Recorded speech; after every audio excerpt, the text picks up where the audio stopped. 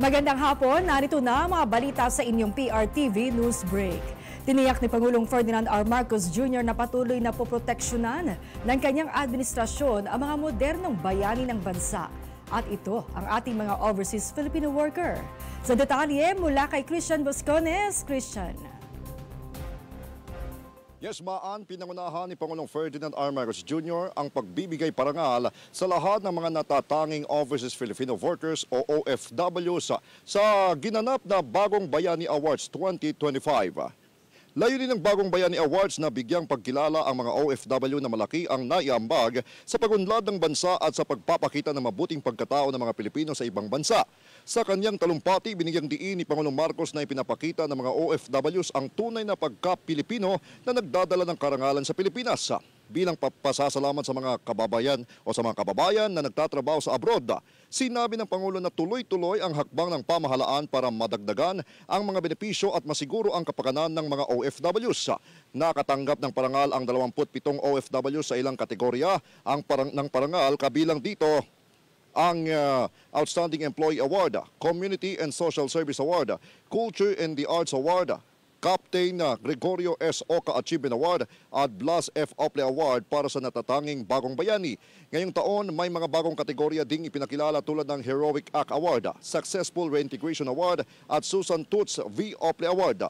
Kasama sa mga hakbang na ito ang pagbibigay ng OFW electronic cards para sa mas mabilis na access sa mga social services at ang paglalagay ng startup capital para sa mga nagdanais magtayo ng negosyo. Tiniyak ng Pangulo na hindi kailanman mag-iisa ang mga OFWs dahil nakasuporta ang pamahalaan para protektahan ang mga itinuturing na bagong bayani. Maan, kanina pabirong sinabi ni Pangulong Marcos na makakasama sa cabinet shake-up o balasahan ng mga miyembro ng gabinete ang unang ginang Liza Araneta Marcos. Ayon pa sa Pangulo, abala raw kasi si First Lady na tumulong sa mga aktibidad ng OWA na tumutugon sa mga pangangailangan ng mga OFWs. Maan. Maraming salamat sa iyo, Christian Boscones.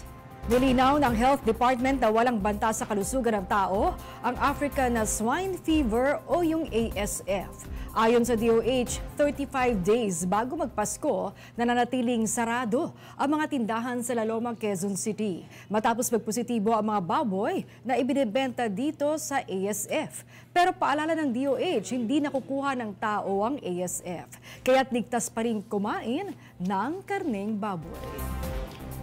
Samantala, lumagda sa isang manifest of support para kay dating Senador Ramon Revilla Jr. ang mga miyembro ng Lakas CMD sa Kamara. May ulat si Willie Delgado Jr.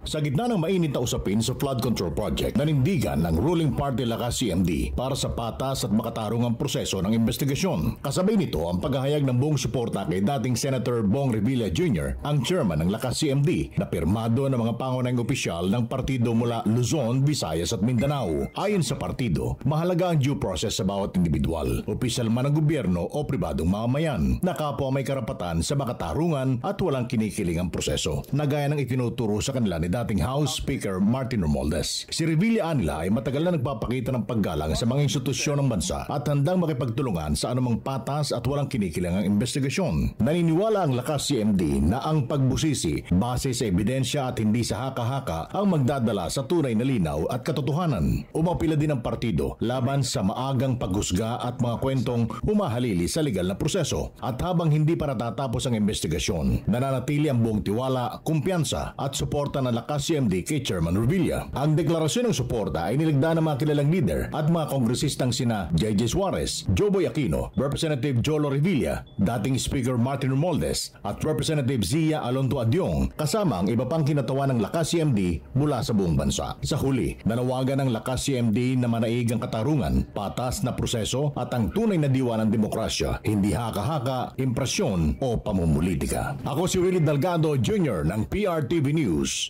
nagseserbisyo para sa Pilipino. At yan ang mga balitang nakalap ng inyong PRTV News Break. Live kami sa Free-to-Air, Beam Channel 31, Signal Channel 31 at sa YouTube. Tumutok din sa aming social media accounts sa Instagram, Facebook at TikTok sa @PRTV Prime Media.